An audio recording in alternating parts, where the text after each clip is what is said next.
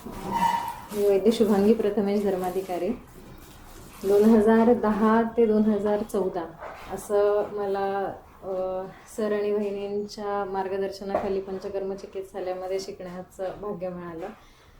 खरं तर 2014 ते 17 मी MD केलं, पण मला असं वाटतं की 2010 ते 14 हेच माझं खरं MD होतं. म्हणजे सर आणि वहिनींच्या मार्गदर्शनाखाली असं होतं की आपण काय शिकत नाही.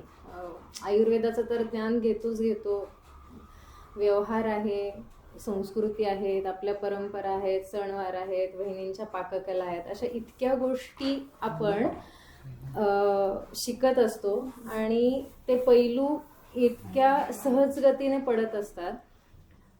हे पुढे गेल्यानंतर खूप जास्त जेव्हा शिकत असतो तेव्हा हे जाणवत नाही, पण नंतर कळतं की अरे आपण इतक्या गोष्टी आत्मसात केलेल्या आहेत. असं म्हणजे सर आणि वहिनींचा महिमा असा आहे की कुठलाही दगड आला तरी पण त्याला ते पैलू पाडतीलच, अशा पद्धतीचं.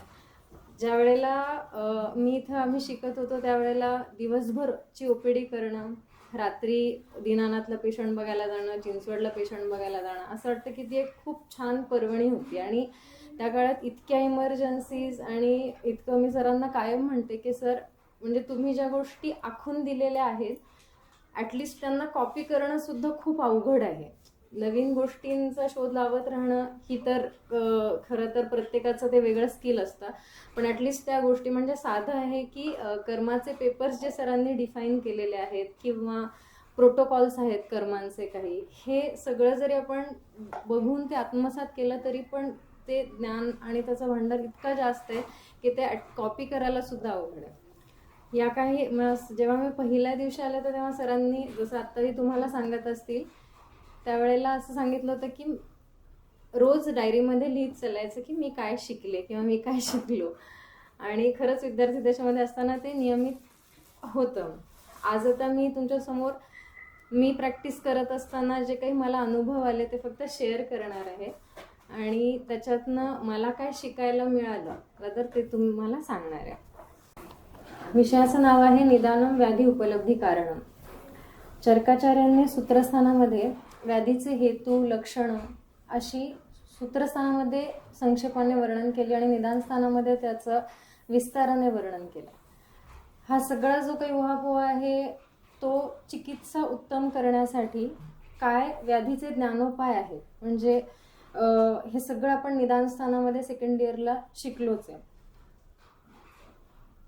उपलब्धी निदानम पूर्वरूप लिंग उपशय संप्राप्ती. चरकाचार्यांनी ज्वरनिदानामध्ये व्याधीचे आग्नेय, सौम्य आणि वायव्य म्हणजे जे त्रिदोषां व्याधीचे हे भेद केलेले आहेत. वात, पित्त आणि कफाच्या अनुसार आणि राजस आणि तामस असे ज्या गोष्टी म्हणजे शारीरिक व्याधी आणि मानस व्याधींचं वर्णन राहू नये म्हणून चक्रपाणी दत्ता सांगतात की राजस आणि तामस म्हणून व्याधीचे भेद सांगितलेले आहेत. त्याच्यामध्ये आगंतुजन्य जे किंवा आगंतु हेतूंनी जे काही व्याधी निर्माण होतात त्यांचा अंतर्भाव हा आग्नेयादीच गोष्टींमध्ये केला जातो. व्याधीचं निदान म्हणजे आपण व्याधी पेशंट समोर आपल्या एक लक्षणं घेऊन येतो, व्यवहारामध्ये आपण त्याची माहिती घेतो, केस टेकिंग घेतो, हेतूंचा अभ्यास करतो, त्याच्यानंतर त्यानुसार झालेले दोषदुष्य संमूर्छना आणि आपल्याला समजलेली अशी संप्राप्ती मांडण्याचा प्रयत्न करतो आणि त्या व्याधीचं निदान करून चिकित्सा करतो. हे आपण व्यवहारामध्ये गोष्ट करतो. याच्यानुसार उपशय, अनुपशय म्हणजे याचा नैदानिक दृष्ट्या पण विचार होतो की एखादा पेशंटने सांगितलं की वाऱ्यात गेलोय आणि डोकं दुखी वाढली आहे, त्याचा म्हणजे शीत संस्पर्शाने याचा निदानासाठी पण उपयोग होतो आणि चिकित्सीय दृष्टिकोनातून स्नेहस्वेदन केलंय आणि उपशय झालाय नाही झालाय याच्यानुसार चिकित्सा करायला आणि पर्यायाने निदानालाही मदत होते. हा ॲक्च्युली मुळामध्ये हे घेण्याचं कारण असं आहे की आपल्याकडे आता रुग्ण खूप वेगळ्या गोष्टी घेऊन समोर येतात. त्याच्यानुसार आपण आपल्या पद्धतीने त्याचं निदान जितक्या चांगल्या पद्धतीने करू तेवढी ती चिकित्साही फलदायी ठरते. सर नेहमी पूर्वी मला सरांचं एखादं वाक्य आठवतंय की लक्षणानुसार व्याधीचं निदान करणारा वैद्य हा बाळगोद असतो आणि हेतूंनुसार व्याधीचं निदान करणारा वैद्याचं ज्ञान म्हणजे त्याच्यानुसार जी केली जाणारी चिकित्सा असते ही अधिक फलदायी ठरते. तर मी आता काही नंतर केसेस अशा मांडेन की ज्याच्यामध्ये खरंच निदान पेशंट काहीतरी वेगळी लक्षणं घेऊन आला आहे आणि आपण निदान केलं आहे आणि त्याच्यानुसार चिकित्सा केल्यावर काय परिणाम दिसतोय. हे खरं तर मला या गोष्टी ज्या आहेत त्या आयुर्वेदाचं म्हणजे दोषगती, हे लिंग ज्ञानोपाय, हे जे काही आहेत हे आत्ता म्हणजे इतकी वर्ष झाली पण हे जे काही सिद्धांत आहेत ते सिद्धांतच आहेत, त्याच्यामध्ये प्लस मायनस असं काही हे होऊ शकत नाही. म्हणूनच 13 सिद्धांत आहेत. त्याच्यातलं एक उत्तम म्हणजे मला ही दोषगती असं वाटतं. चरकाचार्यांनी कियंता शिरसी अध्यायामध्ये दोषगती ज्या काही सांगितलेल्या आहेत, क्षय, स्थिती आणि वृद्धी, म्हणजे जर का दोष हे त्याच्या स्थितीमध्ये असतील तर ते शरीराचं धारण करतील, क्षयावस्थेमध्ये गेले तर ते वेगळी लक्षणं दाखवतील आणि जर का वृद्धीच्या मध्ये म्हणजे त्यांचे जर का प्रवृद्ध दोष झाले तर त्यांच्या बलानुसार वृद्धतर, वृद्धतम असे लक्षणं ते दाखवतील. गतीमध्ये ऊर्ध्व, अधो आणि तिर्यक. रक्तपित्तासारख्या व्याधीमध्ये गतीचा आपल्याला संबंध समजू शकतो, कारण त्याची चिकित्सा जर गतीच समजली नाही आपल्याला तर चिकित्सेचं ज्ञानच होणार नाही. ऊर्ध्व रक्तपित्ताची चिकित्सा ही अधोघाने करायला सांगितली, अधोघ रक्तपित्ताला प्रतिमार्गम चारणक म्हणून ऊर्ध्व चिकित्सा द्यायला सांगितलं. त्यामुळे गतींचं ज्ञान असणं ही एक महत्त्वाची गोष्ट आहे. आणि कोष्ठशाखा, अस्थिसंधी या गतीही आहेत आणि याला रोगमार्गही म्हटलेलं आहे. हे आत्ता चिकित्सा करत असताना सर नेहमी म्हणायचं की पेशंट आपल्याला प्रश्न विचारतो की हे कधीपर्यंत बरं होणार आहे. हे जे काही साध्यत्व आहे हे ह्या गोष्टींवर खूप अवलंबून आहे असं जेव्हा आपण पेशंट बघायला लागतो तेव्हा जास्त जाणीव होते. कारण खरंच दोषांची संप्राप्ती कशी होती आहे, कुठे संश्रित आहेत, अस्थिसंधिश्रित आहेत, मर्माश्रित आहेत आणि त्याच्यानुसार त्याचं साध्यत्व ठरणार आहे. वाग्भट्टाचार्यांनी साध्यत्वाविषयी हा जो श्लोक आहे हा सुखसाध्याचा आहे. सर्व औषध क्षमे देहे युना पुसो जितात्मनः अमर्मो अल्प हेतु अग्र रूप अरूपो अनुपद्रवः अतुल्य दुष्य देश ऋतू प्रकृती पाद संपदी ग्रहेषु अनुगुणेषु एक दोष मार्गो नवा सुखा. म्हणजे आता ह्या सुखसाध्याच्या याच्यामध्ये जेवढ्या काही गोष्टी आलेल्या आहेत म्हणजे ज्याच्या देहाला सगळी औषधं सहन होणार आहे, जो जितेंद्रिय आहे, अमर्मगो म्हणजे जो व्याधी हा मर्माश्रित नाहीये, अल्प हेतू आहेत, अल्परूप आहे, अनुपद्रव आहे, दुष्य म्हणजे दोषांशी दुष्य देश ऋतू प्रकृती यांच्यामध्ये अतुल्यता म्हणजे समान नाहीये आणि जो पादसंपदी चारही पादांच्या उपस्थितीमध्ये जो काही निर्माण झालेला आहे, ग्रहांच्या अनुकूलतेमध्ये किंवा एक दोषांनी जो निर्माण झालेला आहे, एक मार्ग ज्याचा आहे आणि जो नूतन उत्पत्ती आहे असं सुखकर सांगितलंय. मी हे सूत्र का समजावून सांगते कारण याच्या अनुषंगानेच बाकीचे म्हणजे कृच्छ्रसाध्य कसा असणार आहे, याप्य कसा असणार आहे, प्रत्याख्येय काय असणार आहे. जेव्हा खरंच पेशंट येतो समोर तेव्हा आपल्यालाच हे सगळी संप्राप्ती मांडल्यानंतर या गोष्टींचा विचार करून त्याचं साध्यत्व हे ठरवावं लागतं. आता म्हटलं तर हे जे व्याधीचे ज्ञानोपाय आहेत त्याचा विस्तार किती केला म्हणजे खूप त्याच्याबद्दल सांगण्यासारखं आहे. पण मी फक्त इंट्रोडक्टरी म्हणून काही गोष्टी सांगितलेल्या आहेत कारण त्याचा या केसेसच्या अनुषंगाने तुम्ही विचार करा म्हणून मी आधी काही गोष्टी सांगितलेल्या आहेत. आता मी माझे आलेले अनुभव या काही केसेस नुसार मांडते. ही फेब्रुवारी महिन्यातच आत्ताच आलेली केस आहे. स्त्री रुग्ण आहे, वय वर्ष 49, आळंदी रोडवरून माझ्याकडे येतात. गृहिणी आहेत आणि एकत्र कुटुंबामध्ये वाढलेल्या साधारण 20-25 लोक त्यांच्या घरामध्ये आहेत. जेव्हा त्या पहिल्यांदा आल्या तेव्हा त्यांची तक्रार अशी होती की त्यांच्या नातेवाईक असे सांगत होते मला की त्यांना फिट्स येतात. काय होतं त्यावेळेला, मान वाकडी होते, डोळ्यासमोर अंधारी येते, दातखीळ बसते, लालास्राव वगैरे काही येत नाही अशा हे काही जे वेग येतात ते साधारण 2 महिन्यांपासून दिवसभरामध्ये 20 ते 25 वेग येतात. म्हणजे त्या कधी शांत पडतील, आत्ता बोलतायत कोणाशी आणि एकदम शांत बसल्यात आणि ह्या वेगानंतर मग त्यांना पुढचं काही आठवत नाही. हा 1-2 मिनिटासाठी हा कालावधी असतो. ते विस्मरण काय ह्याच्यामध्ये असतं, त्या नातेवाईकांना पण ओळखायच्या नाहीत, ते समोर काहीही म्हणजे कोणाचं नाव लक्षात राहायचं नाही, घड्याळातलं काही गोष्टी समजायच्या नाहीत, कोणाला फोन लावायचा असेल तर कळायचं नाही. असं हे सध्या 2 महिन्यापासून चाललं होतं. त्यांना बाकीच्या अन्य लक्षणांमध्ये शिरशूल, शिरोचिमचिमायन, पिंडिकोद्वेष्टन खूप अधिक प्रमाणात होतं. श्वासकृच्छ्रता म्हणजे अगदी थोडंसं जरी चाललं तरी दम लागायचा. जानुशूल आणि उरशूल दक्षिणतः अधिक होता. या रुग्णाची म्हणजे आता या ज्या अवस्थेमध्ये आहेत त्यांना ॲलोपॅथीच्या याच्यामध्ये साधारण यांचा काल हे 10-15 दिवसच जगतील असं ते सांगितलं होतं. आणि त्या बऱ्याचशा टेस्ट्स वगैरे अशा झाल्या, त्याचे रिपोर्ट्स मी सांगते नंतर.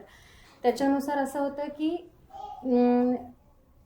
आत्ता न्यूरोलॉजिकल जे काही ट्रीटमेंट सुरू आहे ते ट्रीटमेंट सुरू ठेवायची आणि त्याच्यानुसार जर बऱ्या झाल्या तर झाल्या, अदरवाईज त्यांची ही अवस्था अशीच राहणार.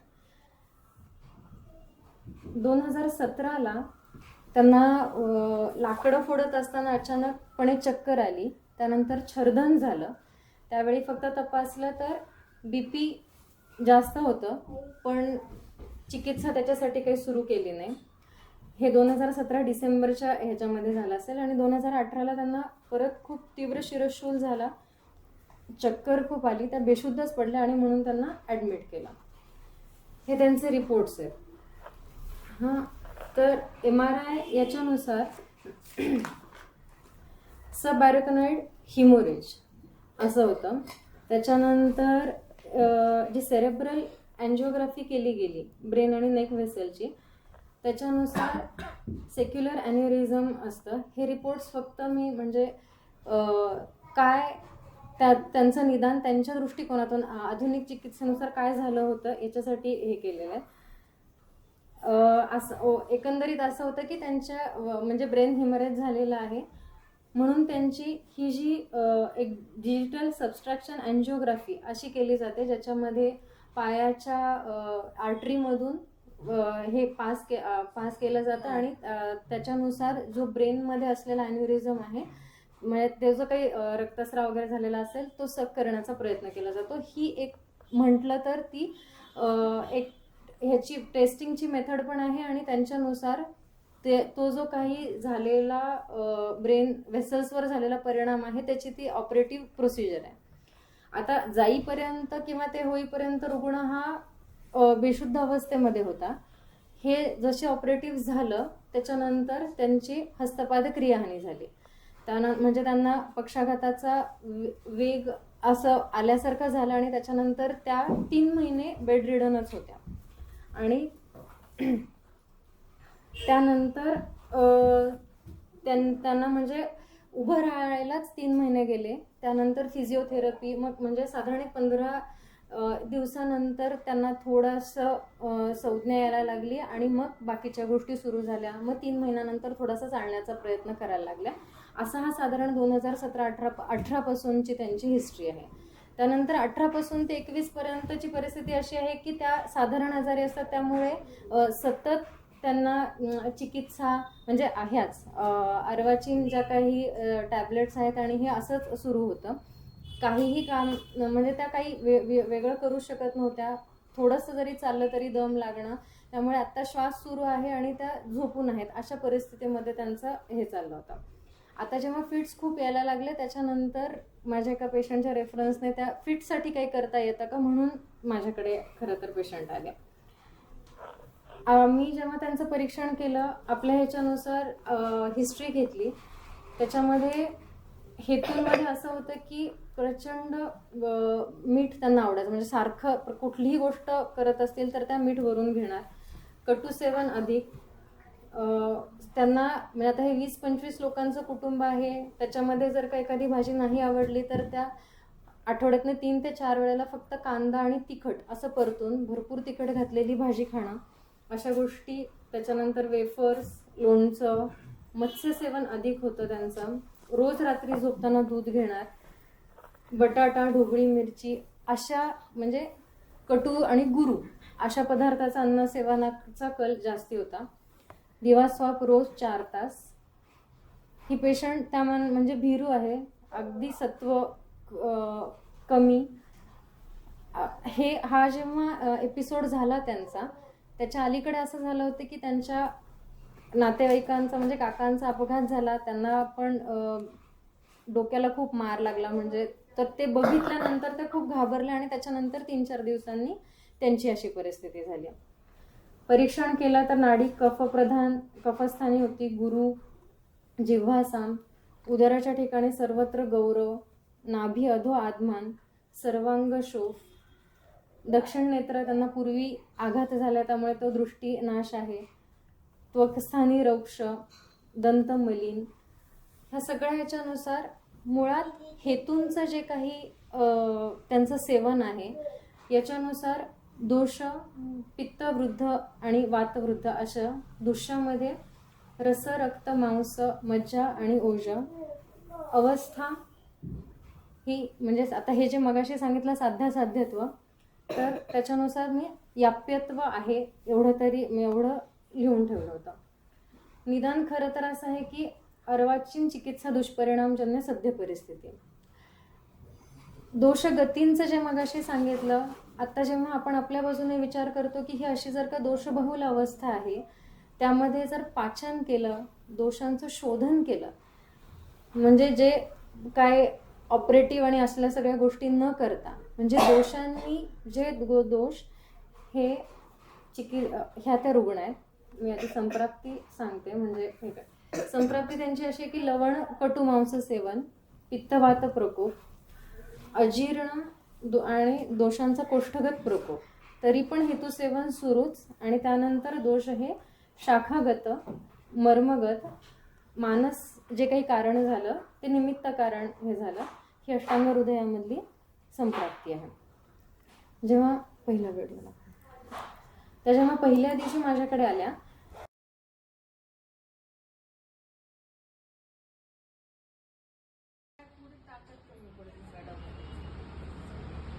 पाय असं उचलत नाही, घासायला लागतो असं. जा आता परत तिथपर्यंत जा. नको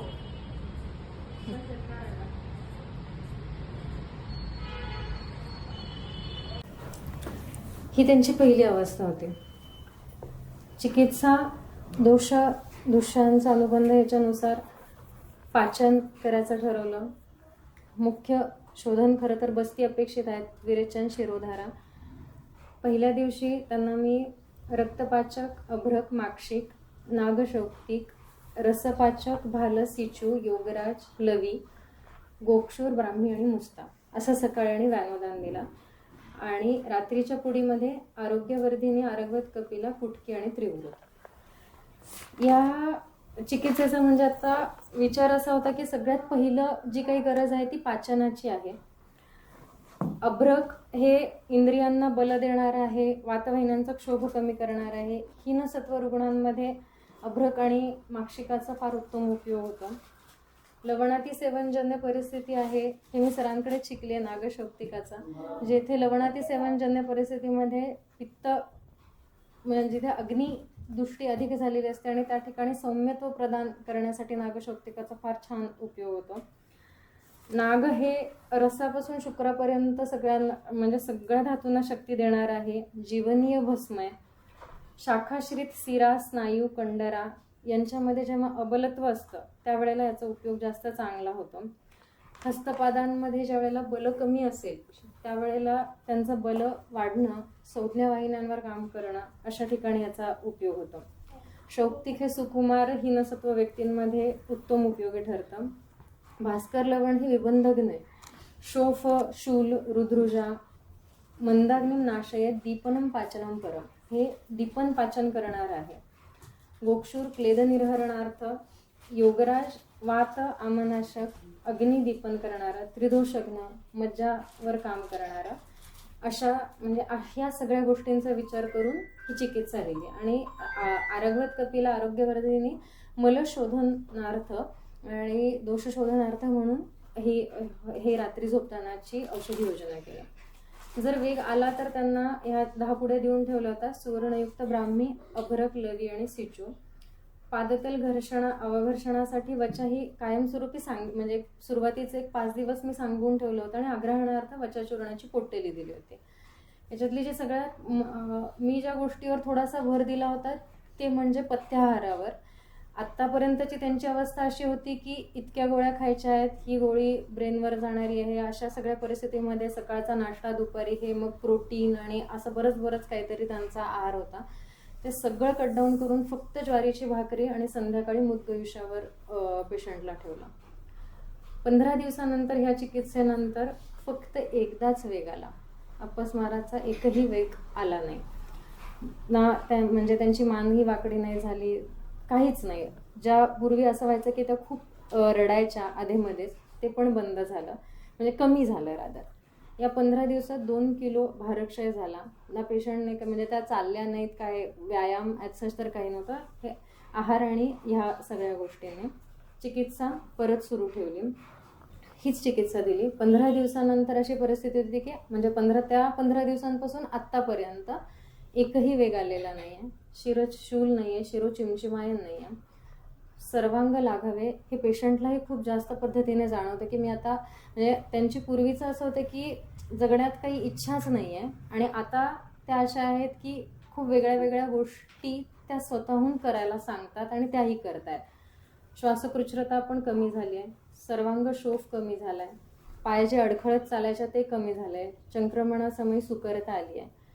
संज्ञा प्रबोधन याच्याविषयी मला एक सांगावं असं वाटेल, ते आता नंतरच्या व्हिडिओ. हा व्हिडिओ मी त्यांचा 3ऱ्या फॉलोअपला घेतला.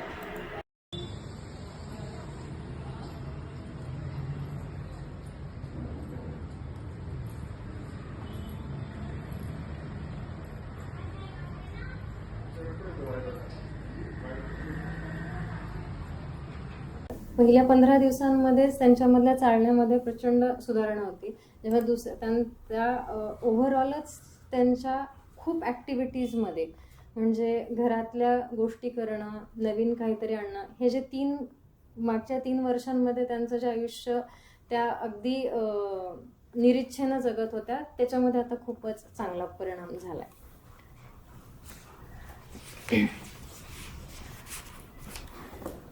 दुसरी केस सांगते आता.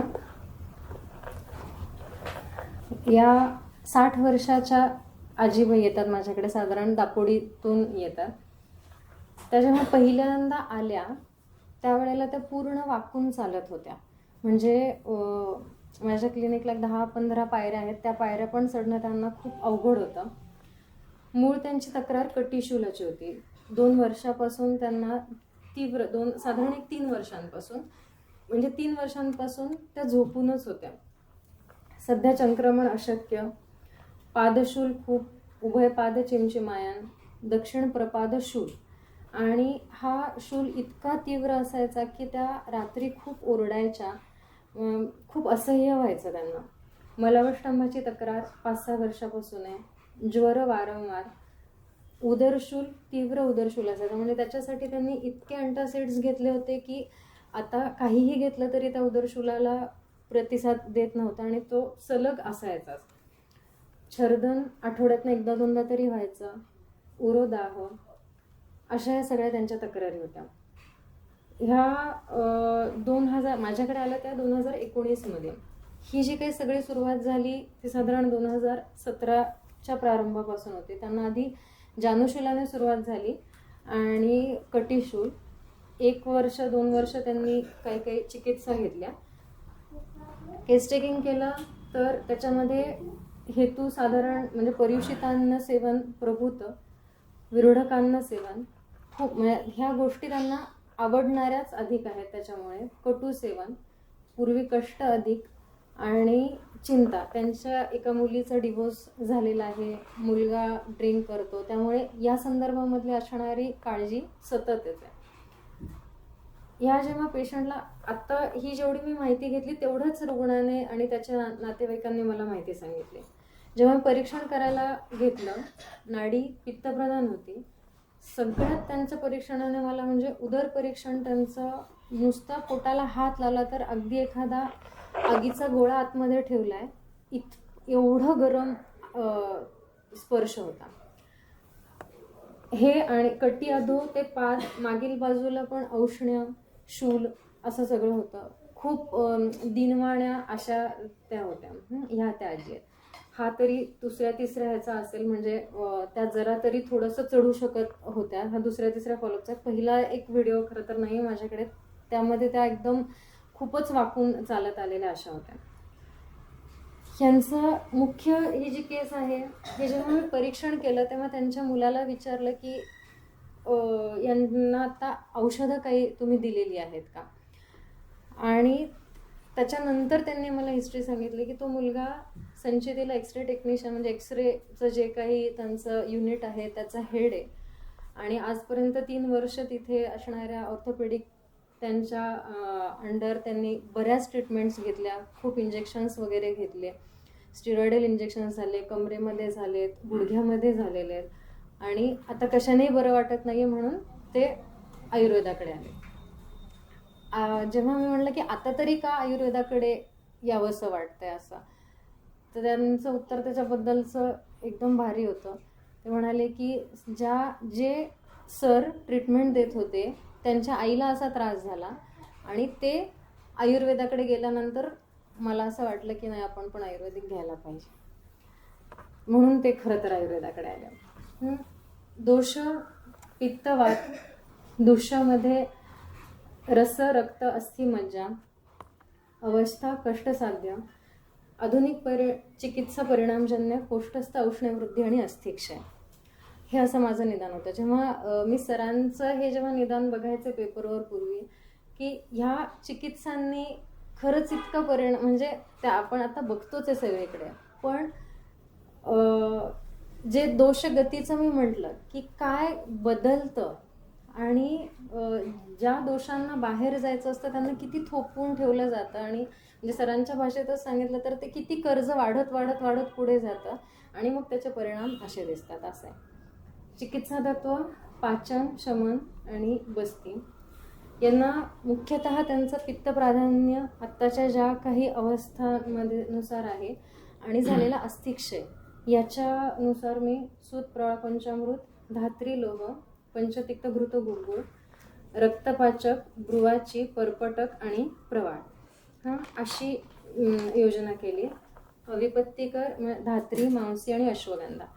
खरं तर ही जेव्हा चिकित्सा सुरू केली त्याच्या अलीकडे त्या आजींना झोपच लागत नव्हती, एवढं तीव्र शूल असायचा. त्याची चिकित्सा सुरू केल्यानंतर दुसऱ्या दिवसापासून त्या थोड्याशा झोपायला लागल्या. चौथ्या दिवशीच त्यांना चिकित्सेनंतर ज्वर आला. त्याच्यासाठी सुवर्णसूत, गोदंती आणि प्रवाळ पंचामृत असं दिला. त्यांच्या आयुष्यातली ही पहिली वेळ अशी होती की जेव्हा त्या ज्वरासाठी काहीतरी आयुर्वेदिक ट्रीटमेंट घेत आहेत, आणि त्यांनाच खूप आश्चर्य वाटलं की जवळजवळ 1.5 ते 2 दिवसामध्ये बाकी सगळीच लक्षणं कमी झाली. त्या आल्या होत्या माझ्याकडे 5/11/2019ला. 15 दिवसानंतरची परिस्थिती अशी होती की पादशूल कमी आहे, कटीशूल कमी, पादचिमचिमायन कमी झालं होतं, छर्दन एकदाही झालं नाही, कास होता त्यांना, उल्हास होता. मी फक्त चिकित्सा पुरवत ठेवली आणि मयूरपिच्छा म्हशी ॲड केले. त्याच्यानंतरच्याही 15 दिवसांमध्ये बऱ्याचशा तक्रारी त्यांच्या कमी झाल्या. मूळ अभ्यंतर चिकित्सेपेक्षा म्हणजे अभ्यंतर चिकित्सेने शमन झाल्यानंतर लगेचच बस्ती चिकित्सा त्यांची केली. बस्ती चिकित्सा करताना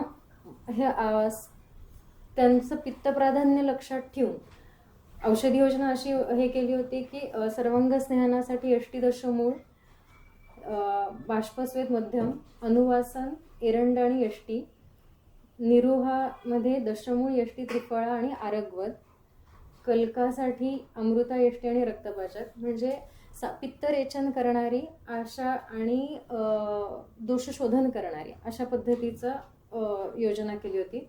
मदनफळ, फांट आणि क्षीर ह्यांच्या बस्तीचे डिटेल्स याच्यामध्ये आहेत सगळे डिटेल्स. साधारणपणे म्हणजे असं झालं, अनुवासनाचा त्यांचा धारणकाल हा 4-5 तास राहायचा. निरुहामध्ये प्रत्येक निरुहाच्या वेळेला त्यांना हरितवर्णी द्रवमल प्रवर्तन झालं. म्हणजे ते इतकं गडद हरित वर्णाचं होतं आणि प्रत्येक निरुह प्रत्यागमामध्ये कृष्णवर्णी मळाचे खडे पडले. जसं जसं कर्माचा एक एक दुसरा तिसरा दिवस होत होता तशी तशी त्यांच्या कटिशूलामध्ये सुधारणा होती आणि ओव्हरऑलच सगळ्या गोष्टींमध्ये हे जाणवत होतं. कर्मानंतर त्यांचं बऱ्याचशा गोष्टी म्हणजे कटिशूल पूर्ण कमी झाला, पादशूल कमी झाला, चिमचिमायन कमी झालं, जे रुल्लास छर्दन अशा ज्या गोष्टी होत्या त्याही गेल्या. त्यानंतर त्यांना कर्मानंतर मग मी पंचामृत लोहगुळ, कामदुधा, परपटक, अमृतासत्व, मज्जापाचक आणि आरोग्य फांटक अशी योजना केली होती.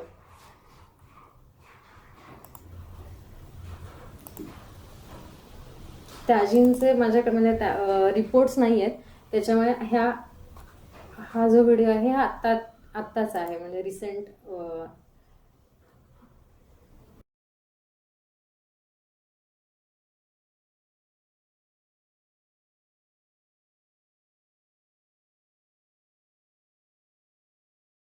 नाव ललिता जालिंदर कांबळे. माझं नाव ललिता जालिंदर कांबळे. की मला मणक्यामध्ये गॅप होता. की मणक्यामधून मला 3 वर्ष मी जागेवर पडून होते. की मला मॅडमजवळ आल्यावर, शुभंगी मॅडमजवळ आल्यावर मला आराम आला. की मला आराम वाटतो. मला जेवण जात नव्हतं. की मला हाडाला ताप होता. की मला जेवण बिलकुल जात नव्हतं. मी जेवत नव्हते. की तिथे येऊन मॅडमच्या औषधाने मी जेवायला लागले, उठून उभा राहायला लागले, मी चालायला लागले, मी फिरायला लागले. की मी समजा थँक्यू मॅडमचा आभार मानते. म्हणजे खरं तर त्यांचं जे चालणं होतं मला ते त्यांचे रिपोर्ट्स नाही आहेत म्हणून हे मी त्यांच्याकडून मागवलं. अदरवाईज आता त्यांच्या घरामधले खूप लोक हे त्यांचं चालणं झालेलं बघून खूप जण यायला लागले आणि सगळ्यांनी त्या आजींची आशाच सोडून दिली होती.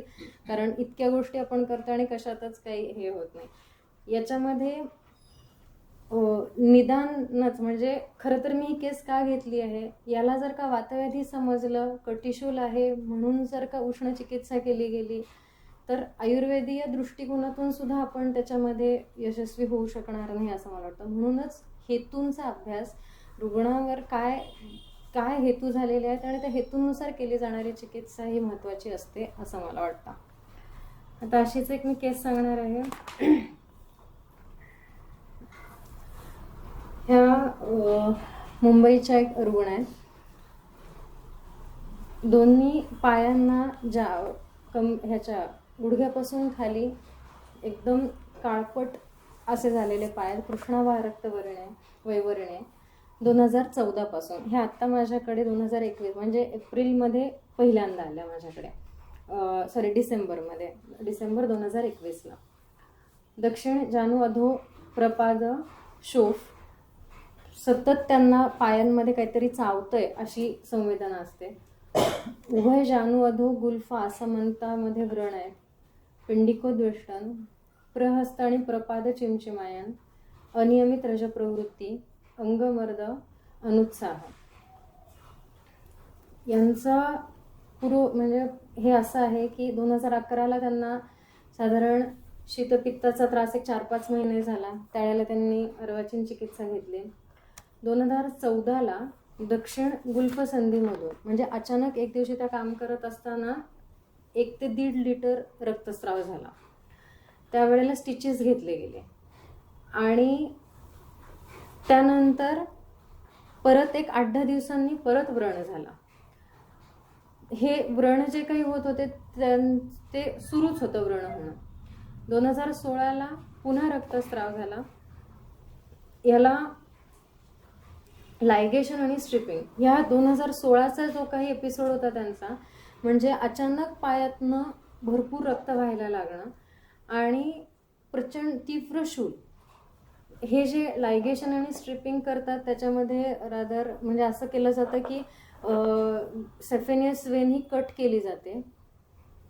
हे मला त्या पेशंटशी बोलताना आणि अशाच ह्याच्यातनं मला हे कळालं.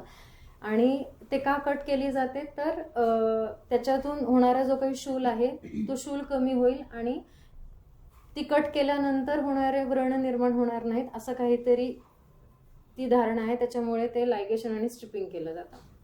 परत 2017ला रक्तस्राव. ह्या सगळ्या ह्याच्यामध्ये पायांचं दुखणं, त्यानंतर तिथलं वैवरण्य, व्रणोत्पत्ती हे सगळं सुरूच होतं. 2019ला कलर डॉपलर ह्या सगळ्या केल्या, त्या पण काही प्रोसिजर्स केल्या. त्याच्यामध्ये ह्या वेसल्समध्ये ब्लॉकेजेस येत होतं पण आणि त्याच्यानुसार व्रणांचं तर हे सुरूच होतं. कुलवृत्तामध्ये त्यांच्या वडिलांना कॅन्सर होऊन गेला आणि आईच्याकडे दोन्ही भावांनाही अशाच पद्धतीचं पादगरण, परंतु हे जे रक्त बाहेर येणं आहे किंवा स्राव होणं आहे हे रुग्णालाच होत होतं फक्त. ह्या त्या रुग्ण आहेत. हा त्यांचा पहिल्या दिवशीचा फोटो आहे. हे इतके काळे त्यांचे पाय होते आधी, म्हणजे खरं तर हा जो इकडचा आहे तो पहिला आहे आणि हा चिकित्सेनंतरचा आहे. आयुर्वेदी याच्यानुसार जेव्हा त्यांचं केस टेकिंग मी केलं त्याच्यामध्ये मुंबईला राहणारे आहेत, त्यांच्याकडे उपवासाचे दिवस म्हणजे ते 2च असतात किंवा 3, आणि आठवड्यातनं 4ही दिवस 5 दिवस साधारण मांसाहारच केला जातो. मत्स्यसेवन अधिक आम्ल सेवन, लसूण आणि कांदा, म्हणजे एका भाजीला 1 लसणाचा कंद वापरतात, कांदा पण तसाच.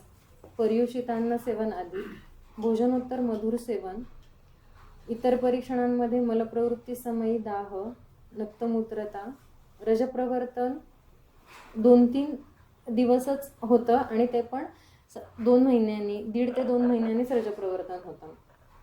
विवाह झाला आणि 2013 म्हणजे 2013-14 पर्यंत खूप काही तक्रारी नव्हत्या आणि त्याच्यानंतर हे सगळे त्रास सुरू झाले प्रसूती पश्चात. परीक्षणतः नाडी पित्तस्थानी, उभय प्रपाद शोफ, दक्षिण पादाला शोफ अधिक आणि वामपाद वैवरण्य. वामपादालाच व्रण आहे. व्रणांमध्ये पीडनोत्तर लसिका स्राव. यांचं उदर परीक्षण केलं तर नाभीच्या ऊर्ध्व सगळीकडे गौरव, नाभी अधो पीडनोत्तर शूल. म्हणजे आता ह्या जेव्हा त्या माझ्याकडे पहिल्यांदा आल्या होत्या तेव्हा याच्यानुसार दोषांमध्ये पित्त, कफ, वात, दुष्य, रसरक्त, मांस आणि शुक्र, निदान वातरक्त, गंभीर श्वेतू स्तब्ध. आता याच्यामध्ये जे काही चरकाचार्यांनी जी लक्षणं सांगितली, म्हणजे वातरक्ताचं उत्तान आहे, गंभीर आहे, या लक्षणांनुसार हे गंभीर वातरक्त असं त्याचं निदान केलं. अवस्था याप्य, चिकित्सा तत्व पाचन, शोधनामध्ये बस्ती, वमन आणि विरेचन. यांना वातरक्ताचा अधिकार लक्षात घेऊन रक्ताचं शोधन करणारी आणि रक्तगत क्लेद कमी करणारी असं मूळ डोक्यासमोर ठेवून अशी चिकित्सा दिली. अमलाती सेवनजन्य आहे त्यामुळे नागशौक्तिक आणि क्लेदनिर्हरणार्थ, पाचनार्थ म्हणून गोक्षूर, मुस्ता ह्या गोष्टींचा वापर केला. महामंजिष्ठादी काढा हे या पेशंटमध्ये, म्हणजे जर काढा सुरू केल्यानंतर त्यांच्यामध्ये मलप्रवृत्तीमध्ये पण प्रचंड सुधारणा झाली आणि रक्ताचं शोधन होऊन शोफादी गोष्टी प्रचंड कमी झाल्या. बाकी अविपत्तिकर वराकुटकी, व्रणस्थानी गंधद्रुती ती पण अतिशय अल्प प्रमाणामध्ये दिली. कुठलाही स्नेह लावण्याची ती अवस्था नाही, कारण दोषबहुल अवस्था आहे म्हणून गंधद्रुतीचा वापर केला. यांनाही पथ्यावर मी खूप जोर दिला. संध्याकाळी लंघनावरच ठेवलं आणि मुद्गविषावर, सकाळी ज्वारीच्या भाकरीवर. वातप्राधान्य आहे, सामावस्था आहे त्यामुळे रक्तमोक्षण वर्ज. चिकित्सा जशी ही सुरू केली त्याच्यानंतर दुसऱ्याच दिवशी त्यांना परत असा काळपट रक्तस्राव गेला, तो पण साधारण वाटीभर वगैरे असेल. प्रपादशूल वाढला होता, हस्तांगुली चिमचिमायन तेवढं नव्हतं. अशी चिकित्सा सुरू ठेवली, काही त्याच्यामध्ये बदल नाही केला.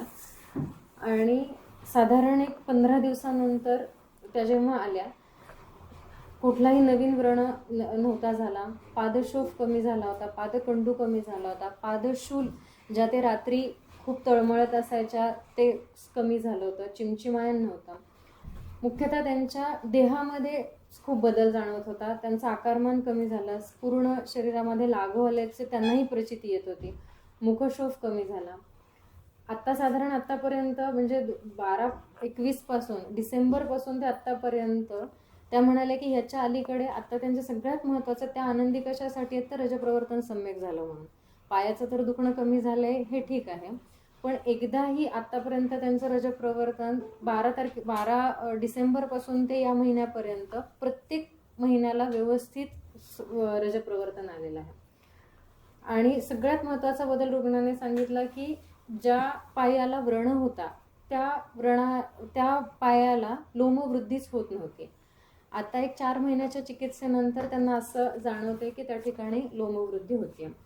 मी खरं तर त्यांच्या पहिल्या फॉलोअपपासूनच त्यांना बस्ती चिकित्सेसंदर्भात मी आग्रही आहे की तुम्ही ॲटलिस्ट तिथे तरी करून घ्या किंवा इथे करा, पण त्यांनी काही केलेलं नाही. केवळ अभ्यंतर चिकित्सेवर त्यांच्यामध्ये हा बदल आहे.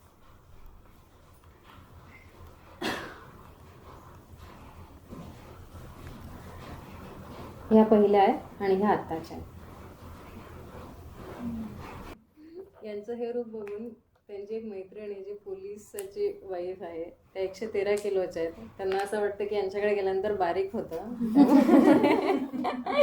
त्या आशेनं त्या आता आलेल्या आहेत.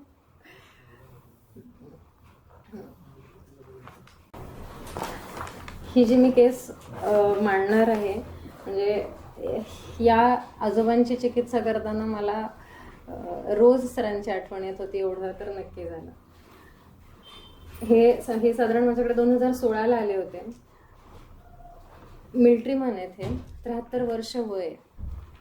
सरांचं एक वाक्य म्हणजे यांच्या वाईफ ज्या आहेत त्या गृहिणीच्या पेशंट आहेत आणि त्या माझ्याकडे बऱ्याच दिवसापासून साधारण 2014 पासून वगैरे येतात आणि त्यांना चिकित्सेने खूप चांगला उपशय मिळालेला आहे, म्हणून त्या खूप त्यांना आग्रही असायच्या की नाही तुम्हाला काही होत नसलं तरी आपण जाऊन येऊया.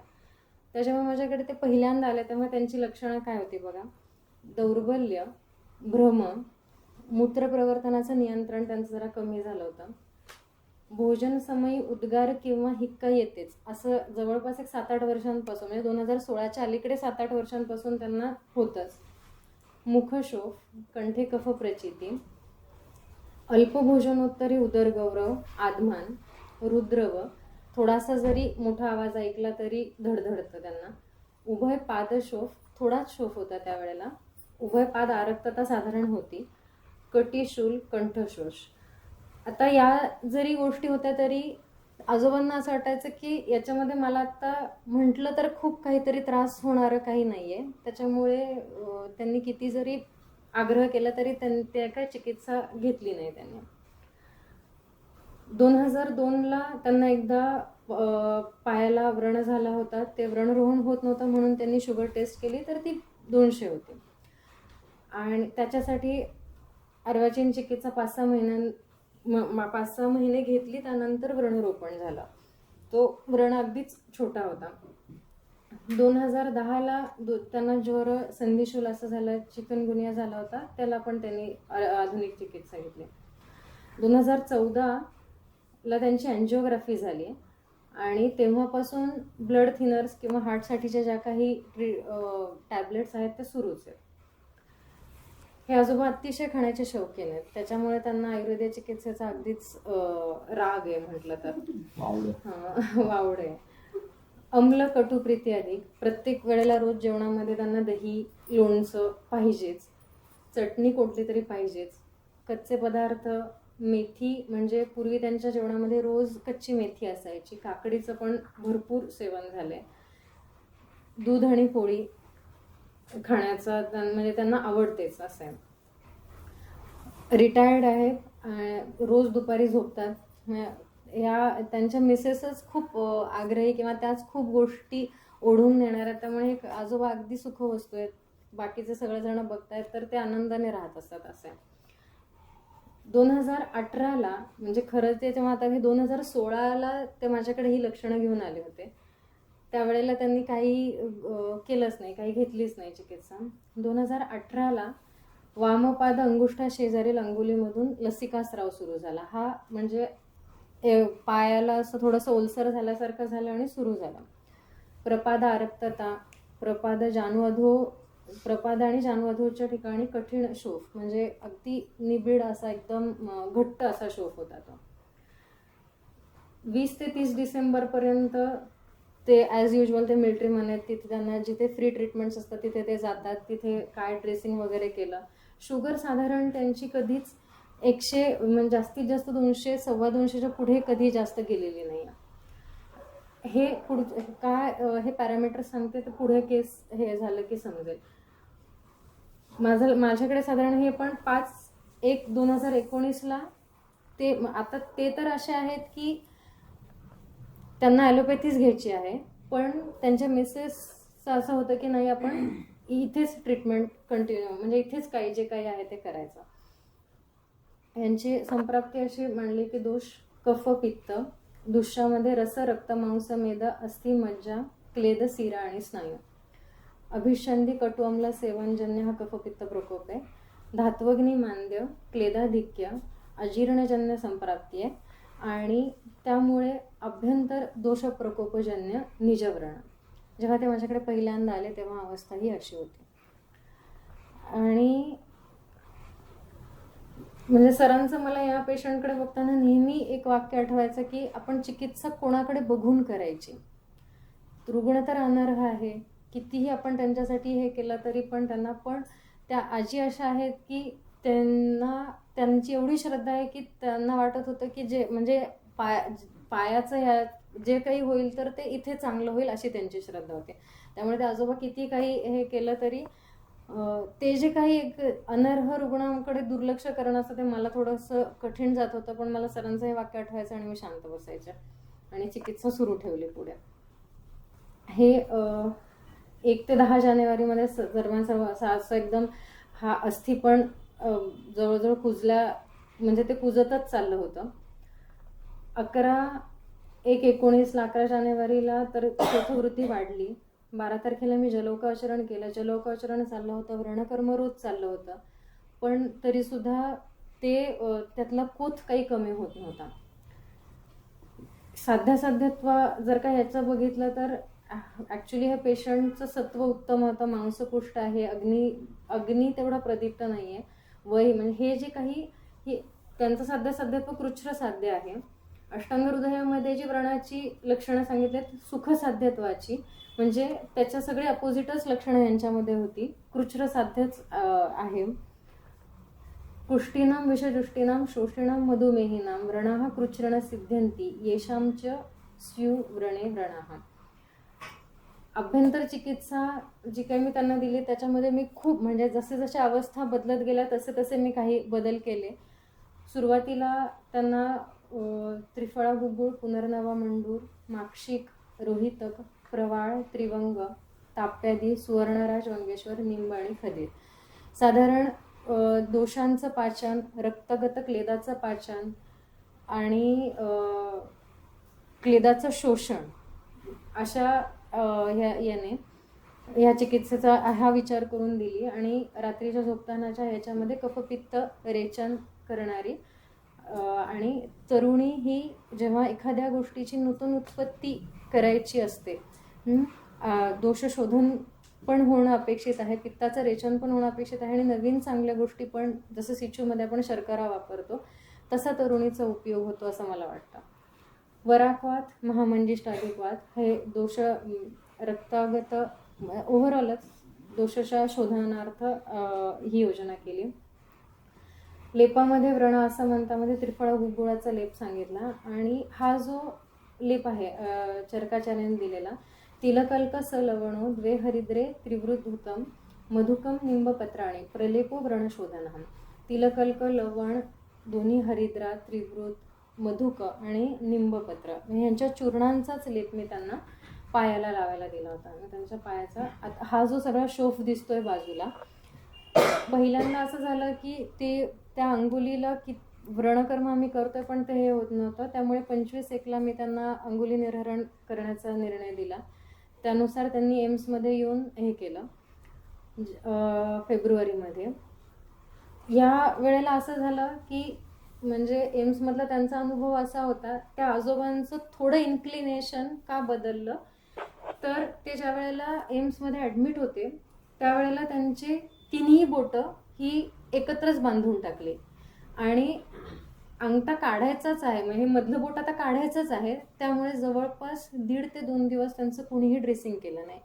त्याच्यावर माशा बसत होत्या, त्याच्यावर सगळं हे होत होतं, पण काही नाही. आणि त्याचा परिणाम म्हणून त्या दुसऱ्या बोटाला खरं तर काहीच नव्हतं, पण त्याच्यामध्ये पण व्रण उत्पत्ती झाली. यांना रोजचं व्रणकर्म, मध्ये मध्ये जलौकावचरण अशा म्हणजे ह्या गोष्टी सुरूच होत्या. व्रणकर्मासाठी म्हणजे सगळ्यात पहिलं जास्त गोष्टी ज्याला वेळ लागायचा त्या व्रणसुचितेच्यासाठी लागायचा. त्याच्यातलं कुजलेलं मांस, पुयनिर्हरण याच्यामध्येच हे व्हायचं. त्याच्यानंतर त्याला व्रणवर्ती, म्हणजे व्रणवर्ती ही सरांनी जे काही हे इनोव्हेशन आहे आणि त्याचा वापर जेव्हा आपण होताना बघतो ना, इतके सुंदर व्रणांमध्ये म्हणजे सरांकडे इथे तर आपण खूपच बघितलेलं आहे. पण एक एक दिवसाचं जसं जसं व्रणकर्म वाढत जातं तसं तसं जे मगाशी सर जे सांगत होते की धूपनाचं म्हणजे जे ऑक्सिजनचं आणि याचं सुरू होतं, तर त्या वायूमधल्या असणाऱ्या सूक्ष्मत्वामुळे आणि त्याच्या बरोबरीने असणाऱ्या अग्नीमुळे त्या व्रणामध्ये जी काही शुष्कता यायला पाहिजे ती व्रणवर्तीने जी येते, त्या धूपनाने जी येते ना, ती अन्य कशानेच येत नाही असं मला वाटतं. गंधद्रुती एकदम किंचित म्हणजे अगदी अल्प प्रमाणामध्ये घेऊन, कारण अन्य बाकीचं कुठल्याही स्नेह ची ही अवस्थाच नव्हती, त्यामुळे गंधद्रुतीचंच मी आपुरण करत होते.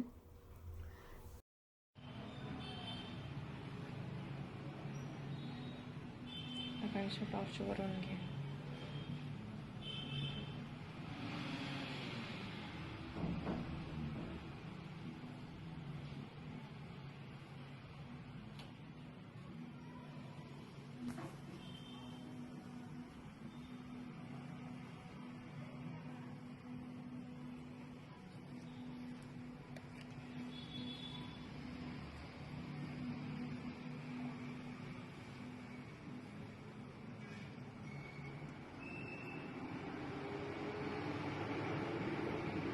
घास दे.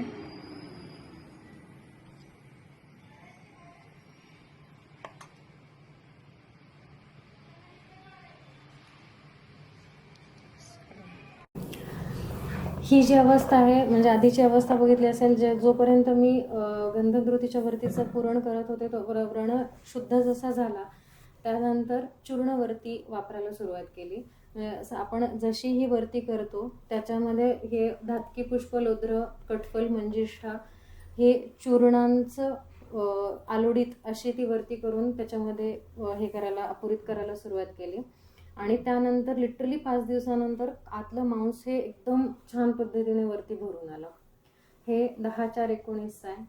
साधारण एक 15 दिवस असंच व्रणकर्म सुरू होतं आणि व्रणाचं रोहन चांगल्या पद्धतीने होत होतं. हे ते आजोबा आहेत आणि त्यांचा आत्ता पाय हा असा आहे आणि ही माझी टीम. एम्स मध्ये केलं होतं का तुझ्याकडेच? एम्स मध्ये. एम्स मध्ये. त्यांना असं झालं फक्त की ते नंतरच्या सगळ्या चिकित्सेला खूप हे झालं म्हणजे त्यांचं त्याच्यामध्ये शूल होता सर शेवटच्या ह्याला. ते थोडं जरी अस्थीचं हे होतं ना तरी पण शूल होता, वेदना होता. मला म्हणजे खरं तर ही केस जानेवारी 2019 पासून माझ्याकडे आली आणि जे बरं व्हायला साधारण त्यांना 3/10/19 साधारण 9 ते 10 महिने ही सगळी चिकित्सा चालली होती. आणि म्हणजे त्याला मुख्यतः असं होतं की आजोबांचं पण खाण्यावरचं नियंत्रण म्हणजे त्यांनी काही खूप आहार त्यांचा सोडलाय असं नाही. लिटरली व्रणामध्ये असे बदल जाणवायचे. ज्या दिवशी ते दही खायचं त्या दिवशी त्याच्यातला क्लेद वाढलेला दुसऱ्या दिवशी दिसायचा असं. पण तरीही त्यांनी काही गोष्टी सांभाळत शेवटी ते व्रणरोहण झालं. त्या हा अष्टांग हृदयातलं हे आहे की व्रणानाम प्रशम म्हणजे कोणते व्रण हे भरत नाहीत लवकर. स्नायूच्या ठिकाणी क्लेद असेल, सिरा क्लेद असेल, गंभीर व्रण असेल, कृमीभक्षण असेल, अस्थिभेद असेल, जीवास्वाप करणारी व्यक्ती असेल, अव्यायामाचं शरीर असेल, विरुद्ध भोजन असेल, अजीर्ण असेल, तर ह्याच्यातल्या बऱ्याचशा गोष्टी त्यांच्यामध्ये होत्या असं मला वाटलं. त्याच्यामुळे कदाचित एवढा किंवा माझ्याही चिकित्सेमध्ये अजून अपेक्षित काहीतरी बदल असतील म्हणून ही वेळ लागला असेल. लक्षणं सांग ना. कोणाची? आजोबांची? हां, आता ती खरं तर म्हणून हे ती आहेत ना, ती खरं तर जेव्हा मी परत अभ्यास केला तर ती पूर्वरूपच आहेत व्रणशोफाची. तोच त्याला संशय आला असं. आणि क्लेदाचं क्लेद हा. म्हणजे मी माझ्याकडे लिहून ठेवलंय. पण हा प्रश्न म्हणजे ही पीपीटी आणि आत्ताचा तुझा प्रश्न किंवा आलेला संशय आणि शेवटची अवस्था या तीनचं आपण म्हणजे नंतर हे करू, थोडंसं परामर्श घेऊ त्याचा. हां, ही पीपीटी, तुझा प्रश्न आणि आत्ताची त्यांची म्हणजे ज्याच्यावर चिकित्सा करायला लागली ती गोष्ट किंवा ज्याच्यामुळे पेशंट वश झाला, आता तो त्याच्यामुळे आता शेवटच्या कृतीमुळेच वश झाला ना, तो आपल्या ताब्यात कशामुळे आला तर त्याच्यामुळे आला. ह्या अवस्थेत तो आला असता तर वश नसता झाला, आता वश झाला. हो. आता म्हणजे आता थोडीशी जरी जखम झाली आणि पायाला थोडं कदर जरी झालं तरी ते येतात. तर त्याच्यामध्ये काय घडलं ते महत्वाचं आहे, ते आपण नंतर बघूया. ते मी लिहून ठेवलं.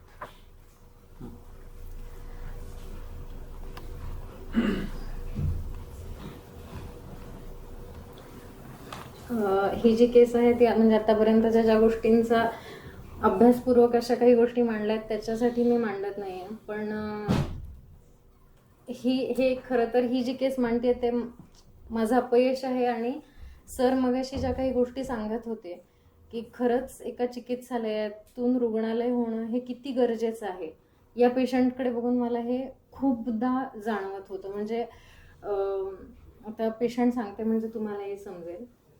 20 वर्षाचा मुलगा आहे आणि खरं तर मला हे ओव्हरऑल ज्या मी केसेस मांडते त्याच्यामध्ये असं हे आहे की ज्या बाहेर लोक इतक्या ट्रीटमेंट्स वेगळ्या वेगळ्या करत राहतात, एकाने बरं वाटत नाही, दुसऱ्याने नाही, पण तरीही त्यांची आशा ही सुरूच असते. अशा याच्यातलं काहीतरी हे चित्र आहे. 20 वर्षाचा मुलगा आहे, त्याला आता शिरप्रदेशी माझ्याकडे आला तेव्हा शिरप्रदेशी शोफ शस्त्रकर्मजन्य व्रण होते. त्या व्रणातून अक्षरशः श्वेताभ अस्थिमिश्रित असे स्राव होत होते. संक्रमण अशक्य. पहिल्यांदा मी त्याला खाली, तो गाडीमध्ये होता तिथे जाऊन तपासलं होतं. ज्वर येत जात राहत होता, मलमूत्र संवेदना नाही. त्याची हिस्ट्री अशी होती की सप्टेंबर 20ला हे मारुंजीला राहणारे पेशंट आहेत, मुळशीला. एक गावामध्ये ज्या बैलांच्या शर्यती किंवा असं काहीतरी असतं, त्या एका दिवसभराचा तो मुलगा ते प्रोग्राम्स अटेंड करत होता. दिवसभर उन्हामध्ये राहिला, त्यानंतर त्याला छर्दन झालं. दुसऱ्या दिवशी खूप डोकं दुखलं आणि अचानक तो अनकॉन्शियस झाला. जेव्हा CT वगैरे केलं त्यामध्ये ब्रेन हेमरेज असं हे दिलं. त्यावेळेला त्याचं एक शस्त्रकर्म झालं. ते साधारण म्हणजे त्यांनी तो जो काही हे ब्रेन हेमरेज झालेला आहे त्याच्यासाठी ओपन करून, स्कल ओपन करून काय म्हणजे ते रक्तस्रावची जी काही गुठळी झालेली असते ते सक करतात, अशा पद्धतीचं हे होतं. त्याच्यासाठी स्कल काढतात आणि शरीराच्या कुठलं म्हणजे पोटामध्ये किंवा पायामध्ये असं ते ठेवलं जातं. आणि परत त्याचं हे जेव्हा झालं, हे शस्त्रकर्म झाल्यानंतर तो 1-1.5 महिन्यानंतर तो थोडासा आधारानं जरा चालायला लागला. परत त्या जे काही शिरप्रदेशी व्रण होते त्याच्यामधनं स्राव सुरू झाला. परत डिसेंबरमध्ये शस्त्रकर्म झालं. असे जवळपास त्याचे 5 शस्त्रकर्म झालेले. जेव्हा तो माझ्याकडे आला तेव्हा ही परिस्थिती होती. आणि हे जे असं जवळपास 1.5 ते 2 लिटर स्राव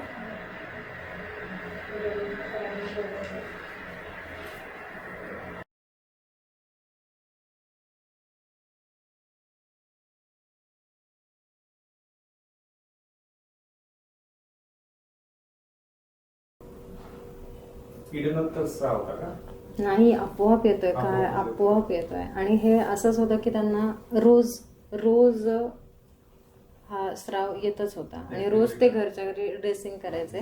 आणि ज्या ठिकाणी ऑपरेशन केलं त्यांना सांगितलं तर काही नाही, हे शस्त्रकर्मानंतर होऊ शकतं. पॉज करू. एक सेकंड. म्हणजे फक्त आत्ताच्या स्थितीवरनं पुढे ती काय सांगणार आहे याच्याविषयी सगळ्यांनी आता आपापल्या हातावर लिहून ठेवा. प्रत्येकाने ह्या मिनिटाला गेस करायचं आणि प्रत्येकाने लिहून ठेवायचं याचं पुढं काय होणार, म्हणजे how she is going to deal with this, which things she has to deal with and what will be the repercussions of the action and what are going to be the effects of the action. असं प्रत्येकाने आपल्या मनात लिहून ठेवा. जे लिहून ठेवाल ते सत्य आहे असं मी म्हणणार. आयत्या वेळी बदलणार नाही तुम्ही. हे साधारण पेशंट माझ्याकडे 1 महिनाभर येत होतं. त्या काळात मी सरांना पण दाखवलं होतं, बोलले होते. त्यांची रादर इतक्या ट्रीटमेंट झाल्या होत्या की त्यांना बाकी म्हणजे कुठेतरी आता ॲडमिट होऊन काहीतरी गोष्टी करणं ह्याच्यासाठी थोडीशी त्यांची इच्छा नव्हती. आणि रादर ह्या सगळ्या ह्याच्यामध्ये म्हणजे सुरुवातीला मी आत्ता जी त्यांना फक्त मर्मरक्षण आणि त्याचं प्राणाचं रक्षण करणारी अशी ब्रुवाची, लवी, गोदंती अशी चिकित्सा दिली आणि शिरप्रदेशी त्याला शिरलेपनार्थ जटामांसी आणि मुस्ता असं दिलं होतं. पहिल्या 15 दिवसांच्या लेपानंतर त्याचा स्राव पुष्कळ कमी झाला आणि नंतर परत पेशंटचं मन काहीतरी बदललं आणि तेव्हा जेव्हा त्यांनी दुसरा ओपिनियन घेतला, पहिल्यांदा खरं तर स्राव कमी झाला आणि मग परत एक ओपिनियन असा घेतला की हे रिओपन करायचं आणि जे काही आतमध्ये बिघाड झालेला आहे किंवा स्राव साठलेले आहेत ते काढायचे, म्हणून परत एक शस्त्रकर्म केलं गेलं आणि त्या शस्त्रकर्मानंतर साधारण 8-10 दिवसामध्येच पेशंट गेला.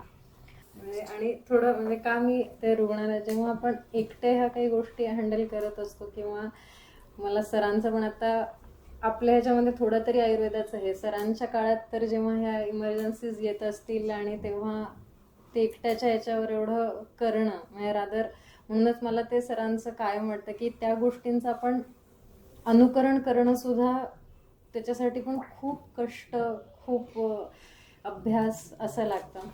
आणि ह्या अशाच केसेस म्हणजे खरंच हे जर का आयुर्वेदाने त्याच्यात रुग्ण पण अर्ह असणं, त्याने पूर्ण श्रद्धापूर्वक काहीतरी गोष्टी करणं ही अतिशय गरजेची गोष्ट असते. नाहीतर मला थोडीशी दुसरी भीती वाटते की आता दिसतंय इंद्रियांचा अभिघात आहे आणि शेवटी काही झालं तर हे आयुर्वेदाने असं झालं म्हणून आयुर्वेदाला कुठेतरी याची हानी नाही हे व्हायला पाहिजे.